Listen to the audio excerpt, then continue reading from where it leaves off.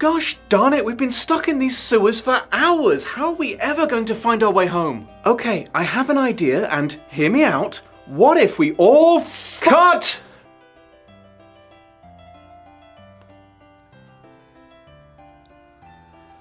Nope.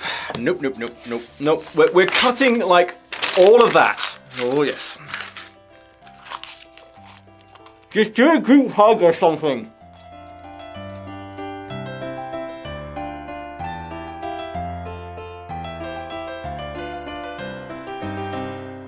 Hello, my beautiful watchers, and welcome to Lost in Adaptation, the review show about the relationships between films and the books they're based on. If there was any author who needed no introduction, it would be Stephen King, as it is not hyperbolic to claim that he is one of the most famous living authors in the world, but let's introduce him anyway. Born in Portland, Maine, USA in 1947, King published his first novel, Carrie, in 1974. Since then, he's written over 200 short stories and 65 novels that have collectively sold 400 million copies worldwide. Despite writing successful books in multiple genres, including crime, mystery, science fiction, and what I can only describe as emotional gut-punching, he is inescapably most famous for being the king of horror. And his arguably most famous contribution to that genre was his 22nd book, It, which he wrote from 1980 to 1985 and published in 1986. Extremely summarized, it's the story of a group of people who live in the fictional town of Derry, Maine,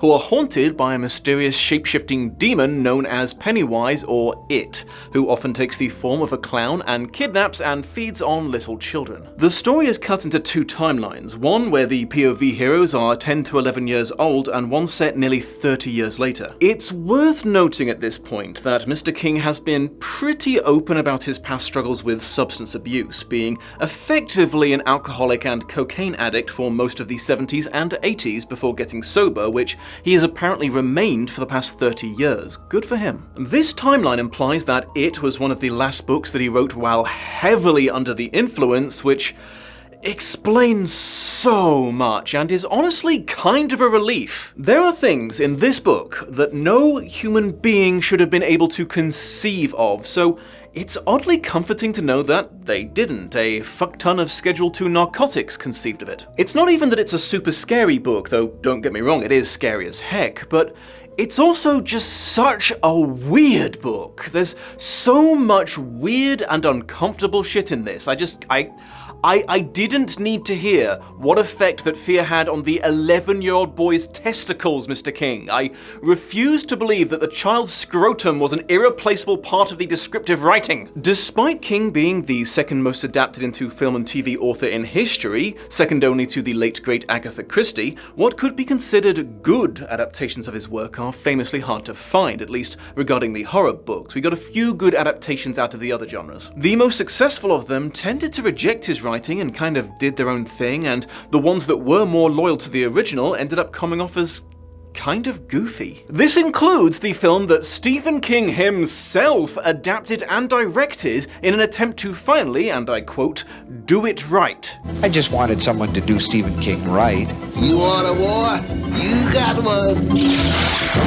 There's been a lot of debate over the years as to why this is, and I'm absolutely going to give my own 2 cents on this later, but for now, suffice to say, this apparent adaptation curse has never stopped people from trying to bring Mr. King's work to screen, and It was no exception. The first attempt took the form of a 1990s TV miniseries starring Tim Curry in one of his career-defining roles. It's one of the relatively higher-regarded adaptations, but it still suffers from a lot of the now classic issues. What was genuinely scary in the book often comes across as mildly amusing, and the long periods of inactivity between the horror scenes that helped develop the characters and build suspense in the novel just didn't translate well to screen and ended up dragging. If there's enough interest, I might cover this series as like a Patreon and Nebula exclusive, but for now let's move on to the film under review today. A big-budget cinematic interpretation of the book was in the works as far back as 2009 with David Kajanic, a seasoned horror screenwriter heading the adaptation process, but it ran into never-ending problems because he was envisioning the project as a single film,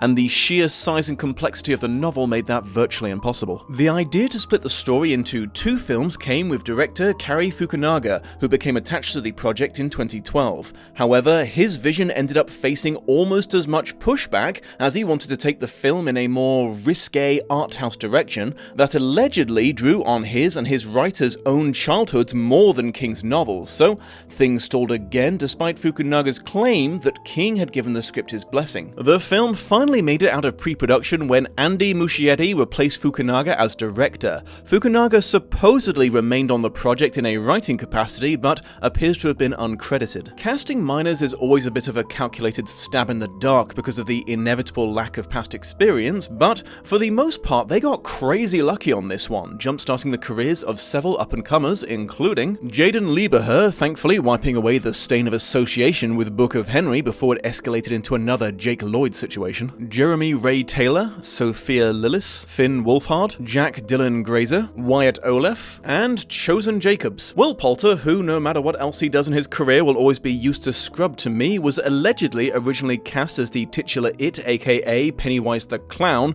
but had to drop out over scheduling conflicts to be replaced with Bill Skarsgård, who got a lot of use out of his natural ability to move his eyeballs independently while in the role. While locations were scouted in Maine, the majority of the film was shot in Canada, because every film is shot in Canada. It is so much cheaper. Okay, quick heads up. The extra runtime that they got out of splitting the story into two films might have misled a few of you into a false sense of optimism regarding finally getting adaptations that have the time to do the book justice and wouldn't have to condense things to the extreme like what usually happens. Two films, both of which are over 2 hours long. Surely this time they can cover all the essentials. Well, alas, in any other circumstance that might be true, but this bastard is, as the kids say, dummy thick. The hardback is 1,138 pages long. They needed 2 films just to scratch the surface of this tome. Is all of it completely necessary to the story? No, of course not. Some of it's clearly self-indulgent, drug-fueled madness, but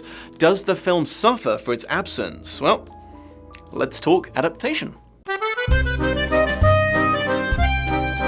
The story setting, the American town of Derry, Maine, is pretty book accurate. Considering it's so significant in the book it's basically a character in of itself, it would have been a very bad sign if they'd not been willing to go the extra mile to get this right. The famous Georgie Deaf opening is spot on right up until the end of it, but we'll come back to that. The ill-fated young lad makes a paper boat with his bedridden big brother, chases it down the waterlogged streets, falls behind it due to an unfortunate meeting with a construction barrier, allowing it to sail into a storm drain where it's retrieved by what appears to be a clown, who introduces himself as Pennywise and tricks Georgie into reaching in to retrieve it, then promptly confiscates his frickin' arm. They even included Georgie's slightly nerve-wracking trip into the basement to get the paraffin required for waterproofing. Sometime later, the late Georgie's big brother Bill and his friends Stanley, Eddie, and Richie are trying to make it through their young lives in a town with a shockingly high unsolved child abduction rate and some school bullies whose behavior borderlines on criminal insanity. They'd picked up the insulting nickname The Losers Club, but have somewhat reclaimed and taken ownership over the title. Also long-time sufferers at the hands of the bullies, especially their leader Henry, are their classmates Ben, Mike, and Beverly. Considerably worse than their human antagonists is the ever-increasing intense supernatural encounters they all start having,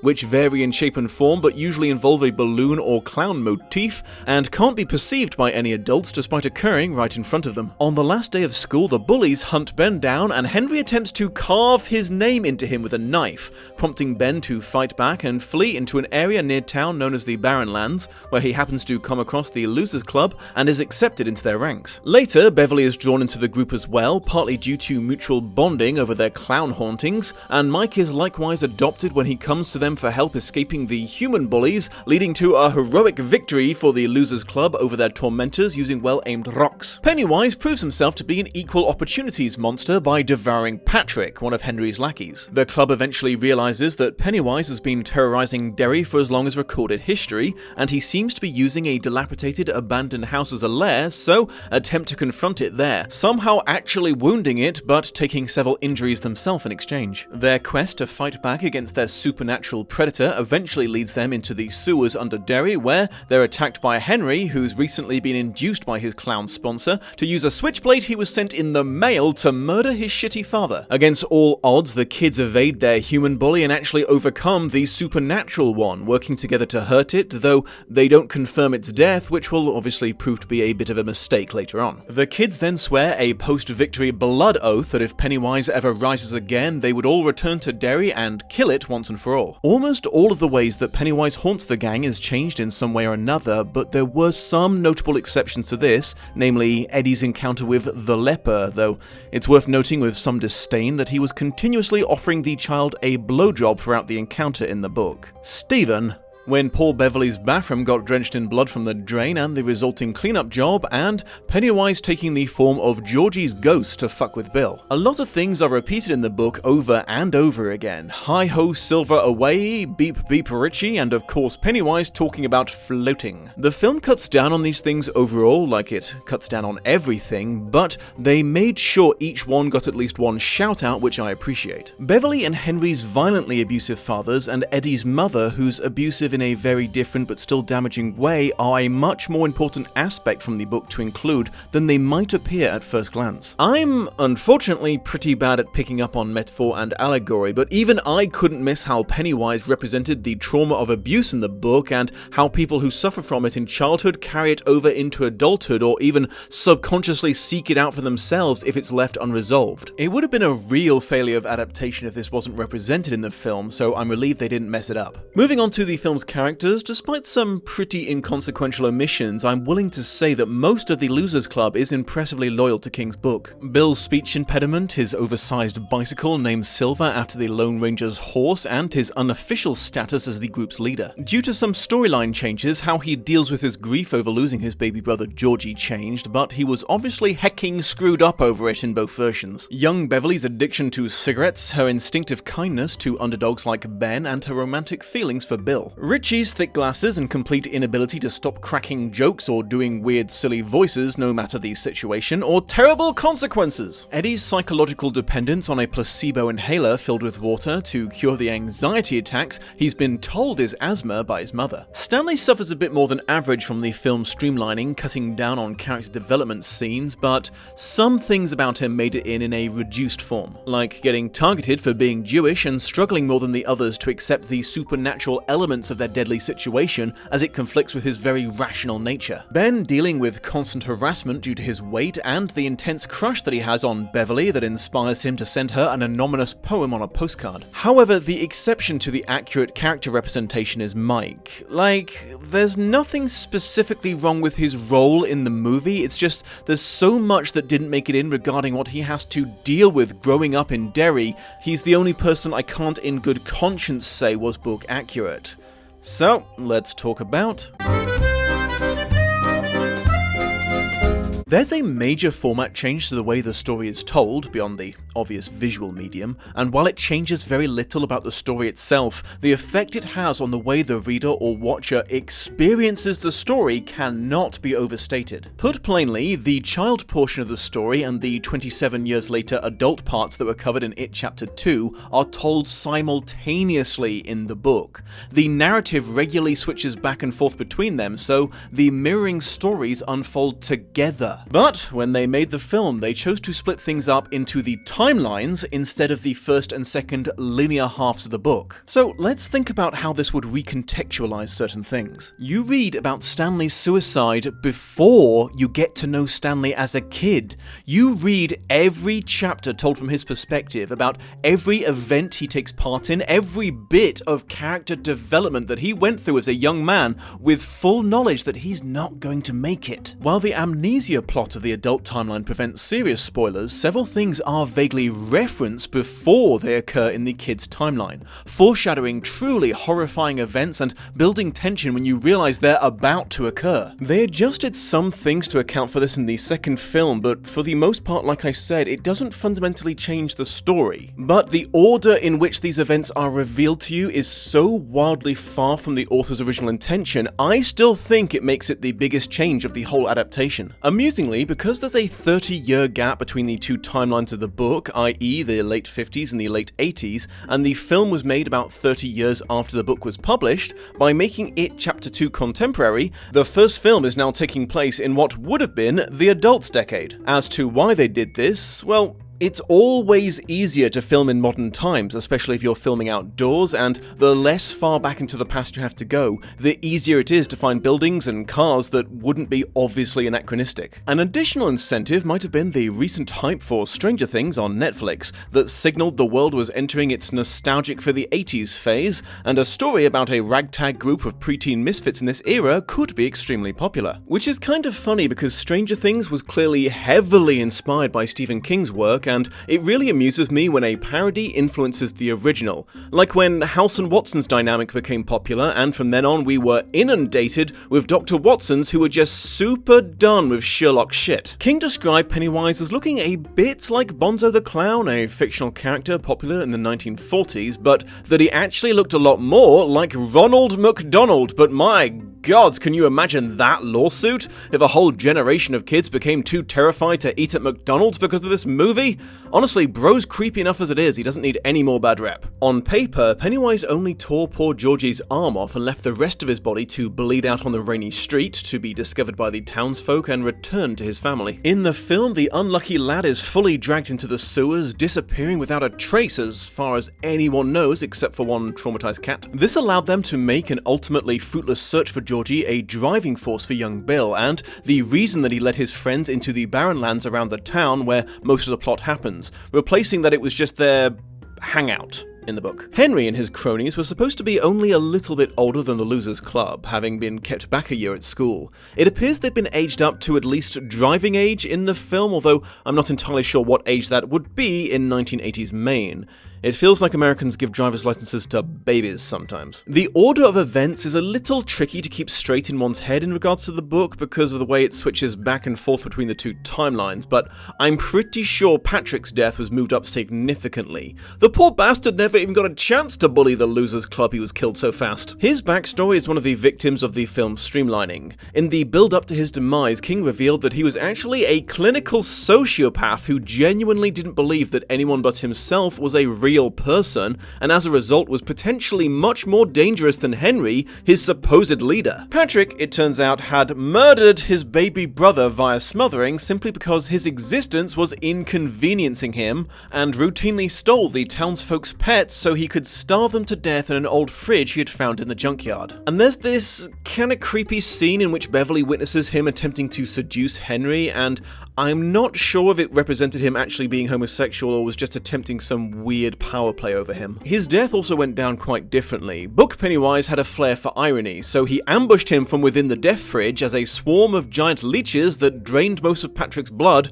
before dragging him down to its lair for, well, honestly, one of the creepiest lines of the book. Mr. Keene the pharmacist is done hecking dirty by the film, who depicted him as a leering potential pedophile. I assure you he was a decent person in the book, and the only guy with enough courage to try to tell Eddie that he didn't actually have asthma, and his mother's overbearing parenting was what was causing all his anxiety attacks. So, I mentioned before how Mike's journey was significantly more off-book than his friends, and the main reason for this is dealing with racism was an every minute of every day thing for this poor bastard. Another commonly accepted interpretation of Pennywise is the embodiment of systemic racism. You wouldn't know it just from watching the film, but holy balls, Derry was racist as hell. Derry was racist even by regular 1950s standards. King went out of his way in the book to make it clear that no matter how horrible Henry was to any other character, it paled in comparison to the loathing he had for Mike and how much he targeted him simply for being black. Henry's father had previously gotten caught killing the black-owned farm's animals and painting swastikas on their house, and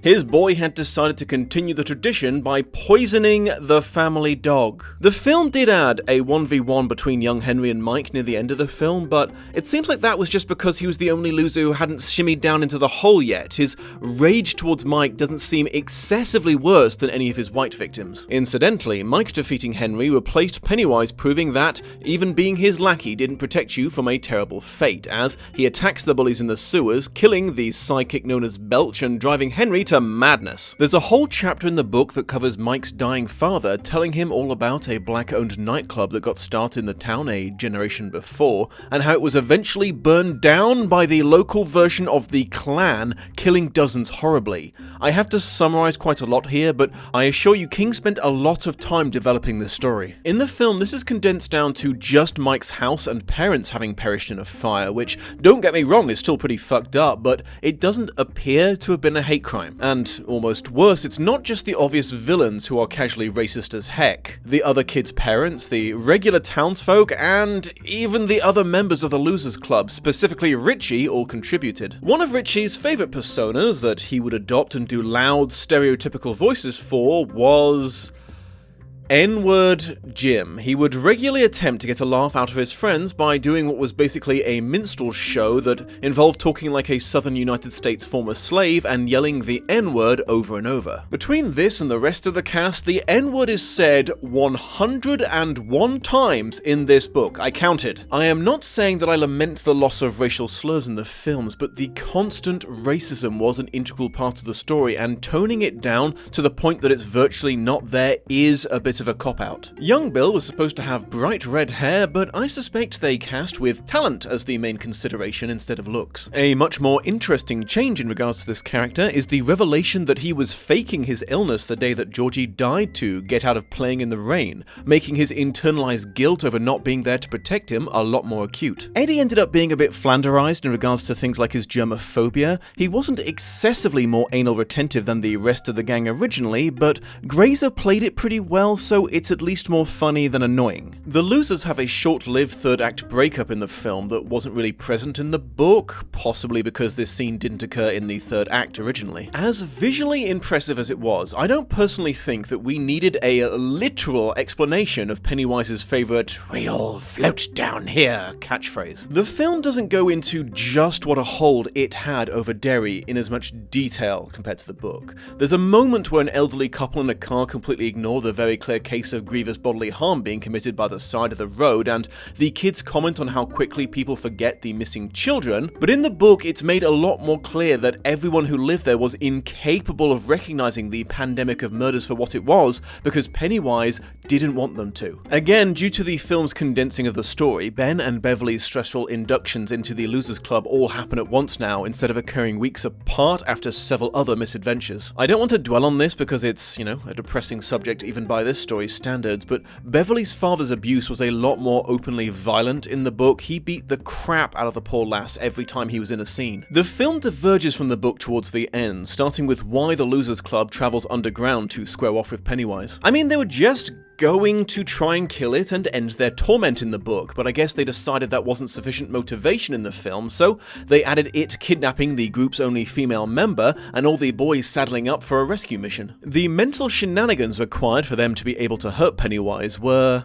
well, I don't want to say dumbed down, but it's definitely simpler in the film, as the key element seems to have been overcoming their fear of the monster. The power of belief, which was kind of touched upon in the sequel but not to the same extent, played such a huge role in it. If you genuinely believe something will hurt Pennywise, it does. Even if you're just doing something wild like reciting bird names out of an ornithology book, as long as you have faith in what you're doing, it has power over it. The biggest example of the kids putting this into practice was during like a mini-boss confrontation that took place in the abandoned house a good while before they went down into the sewers to try to finish him off. Pennywise had been taking on the Wolfman form quite a bit, and they had watched enough monster movies to have an iron-hard belief that silver kills werewolves, so they melted down a silver dollar into ammunition for a slingshot that Bev then proved to be the best shot with. And this did indeed fuck him up. This is replaced by her jamming a poker through his head and then the whole gang just beating the piss out of him underground. Now I guess I can't definitively say that this was completely absent in the film, because you could certainly make the case that the kids had an iron-felt belief that wailing on the motherfucker was super effective, but it's not front and center of the plot. The forms that Pennywise takes on when he's scaring the shit out of children are, aside from the examples I cited earlier, completely different from the book. He stays in his clown form for the majority of the film, and when he does take other guises, it's just random scary-ass looking shit. In the book, his scare tactics were a lot more customized to the individual he was fucking with and their recent experiences or deepest anxieties, which most often meant turning into whatever monster they'd seen in a movie recently, like the Wolfman from I Was a Teenage Werewolf, a mummy, or the creature from the Black Lagoon. He also became a giant bird after Mike's father told him a scary story involving one, and unsurprisingly, the kid's bullies like Henry. Now, believe it or not, not. I actually think that this was one of the film's best decisions, and to address why, we have to talk about why so many adaptations of King's work end up getting laughed at. Okay, so my personal theory is, ultimately, when you get right down to it, Stephen King doesn't write about scary monsters. He writes about fear. What his fictional characters are afraid of doesn't matter. He is so good at describing the fear that's overwhelming them, he makes you feel it too. It's all in the writing, in the tone setting, in the suspense, and has virtually nothing whatsoever to do with what the monsters look like. When he's not including weird and unnecessary references to children's testicles, King has an unparalleled ability to use his descriptive writing to tap into core memories of childhood fears. The serial killer waiting in the darkness at the bottom of the basement stairs, the monster under the bed waiting to grab a foot sticking out from under the covers. The things that even as adults make us shiver even though we know it's bullshit. He sets up this scene and describes what the POV character is feeling so well you can't help but also feel it like you're actually there. And then the monster actually grabs the poor bastard's foot, the thing that you know cannot happens. The monster could look like a guy wearing a sheet or fucking Elmo and he could still make it scary because the guy we're seeing his world through is so terrified. By writing about the fear instead of the thing that's causing the fear, he can make anything scary. The scariest moment in The Shining Book is Jack Torrance desperately trying to not look at a doorknob, because he knows that if he looks at it and sees it turning when no one's supposed to be inside the room, then he has to acknowledge that the haunting is real, and the reader instinctively understands that sense of panicked denial. King can make not looking at a doorknob scary. He can make a hosepipe scary. He can make hedges scary. And that's the impossible situation that anyone who's ever tried to adapt his books into film has faced. You can't use his gift for words to make the audience feel the fear in the same way in a visual medium, so in a loyal adaptation, you're left trying to make things that aren't inherently scary, scary looking, and the results are often cat people, trucks with goblin faces, hose pipes with teeth, annoying screechy children, and CGI topiary. It looks like the makers of this film understood this and made the choice to abandon the original monster forms in favor of things that might actually be horrifying enough to scare a modern audience when they jump out at the kids on screen. It inevitably made it come off as a more surface level adaptation, relying more on jump scares and simply grossing people out to try to elicit a similar emotional response, but I mean, what other choice did they have? You just can't make classic monsters genuinely scary in the year of our Lord 2017.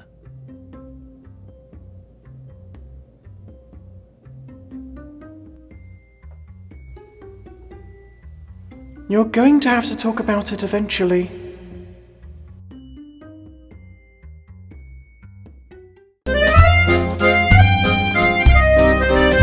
My boy Richie actually stood up to his mother at one point. After he was wounded in their first minor victory over Pennywise, his mother tried to cut him off from his friends, but he had the whole "I know you've been giving me placebos" thing in the chamber and basically blackmailed her into backing off. He immediately went back to being a little mama's boy afterwards. It was one of those things that didn't seem that weird because the stories were being told simultaneously. Yes, it was a bit of a reset of his character development in his adult timeline, but you don't feel it as keenly because you didn't even know it was supposed to have happened until towards the end of the book. In a similar case, Ben actually starts his story by standing up to Henry, by not allowing him to cheat off his tests, so the asshole nearly gets held back a grade again. Ben also slugged Henry after they fell down the embankment. The little dude had courage, you can't take that away from him. Okay, on to the big stuff.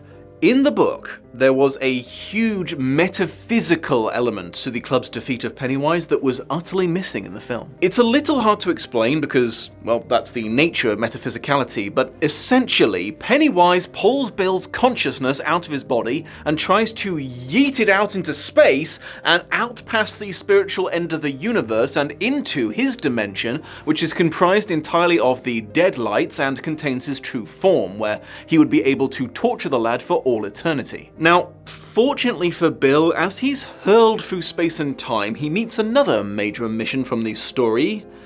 The turtle. How do I explain this without sounding bizarre? Oh wait, I can't, so I guess I'll just lay it out for you. In the Kingverse, there's a second ancient godlike creature with comparable levels of power to Pennywise, but a lot nicer, and it takes the form of a planet-sized turtle that very rarely comes out of its shell. In fact, it supposedly created our universe by vomiting it up during a bad bout of stomach trouble. This stuff is so wild, I am honestly surprised that cocaine doesn't manifest itself on the pages of every copy of the book. But yeah, the turtle, whose name is Maturin by the way, has been subtly helping the Losers Club their entire lives, guiding them towards each other, places, and objects that would help them survive, but unfortunately appears to have some sort of prime directive thing going on about directly interfering.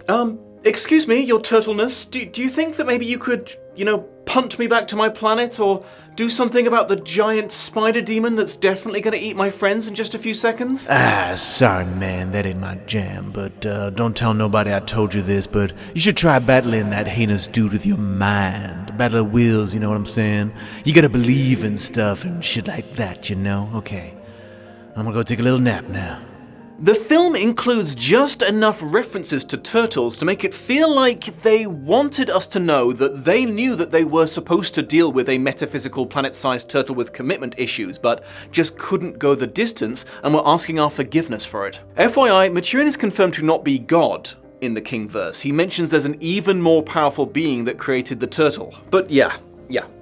After Bill flies past the turtle and almost makes it all the way to the divide between our universe and the Doom dimension, he takes the turtle's advice and uses his force of will to overcome Pennywise and force him to send him back to his body, while the cowardly asshole clown actually begs for his life. And that is absolutely everything from the book that the film left out. There are no other significant or controversial events that need to be talked about.